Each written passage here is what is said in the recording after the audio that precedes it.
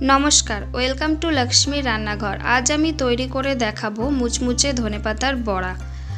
এইভাবে ধনেপাতার বড়া বানালে খেতে খুবই অসাধারণ লাগে। আপনারা বাড়িতে অবশ্যই একবার বানিয়ে দেখবেন।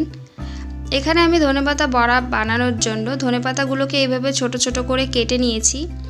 এবার এর মধ্যে আমি হাফ কাপ মতো বেসন দিয়ে দেব আর 2 চামচ চালের গুঁড়ি দিয়ে দেব। চালের গুঁড়িটা দিলে বড়াটা খুবই মুচমুচে হবে খেতে আর খেতেও খুবই অসাধারণ লাগে। আর এখানে আমি স্বাদ অনুসারে লবণ দিয়ে দেব, পরিমাণ মতো হলুদ আর হাফ টিস্পুন মতো কালো জিরে দিয়ে দেব আর হাফ টিস্পুন লাল লঙ্কার গুঁড়ি। এবার সবকটা উপকরণ আমি একসাথে ভালো করে প্রথমে মিশিয়ে নেব। সবগুলো উপকরণ আমি একসাথে ভালো করে মিশিয়ে নিয়েছি। এবার আমি অল্প অল্প জল দিয়ে ভালো করে মেখে নেব।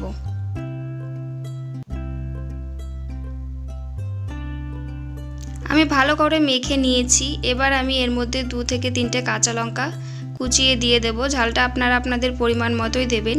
কাঁচা লঙ্কাটা দিয়ে আমি ভালো করে আবার একটু মেখে নেব। আমি একটা কড়াই নিয়ে নিয়েছি। কড়াইতে আমি পরিমাণ মতো তেল দিয়ে দেব।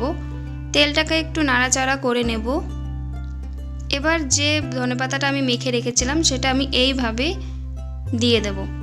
আপনারা যদি আমার চ্যানেলটিকে সাবস্ক্রাইব করে না থাকেন তাহলে আমার চ্যানেলটিকে সাবস্ক্রাইব করার অনুরোধ রইল। প্লিজ সাবস্ক্রাইব করে দেবেন। আমি এইভাবে বড়াগুলো দিয়ে দেব।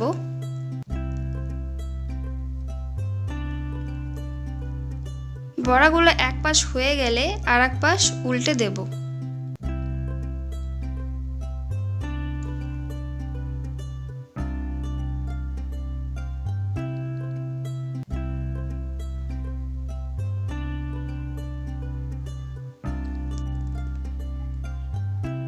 এইভাবেই আমি উল্টে পাল্টে গোল্ডেন ব্রাউন হওয়া অবধি ভালো করে ভেজে নেব। এটা অল্প আঁচেই ভাজতে হবে, তাহলে বড়াটা খুবই মুচমুচে হবে খেতে আর খেতেও খুবই ভালো লাগবে।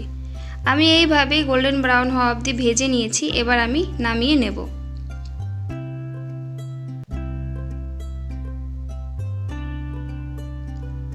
বাকি যে বড়াগুলো সেগুলো আমি একইভাবে ভেজে তুলে নেব।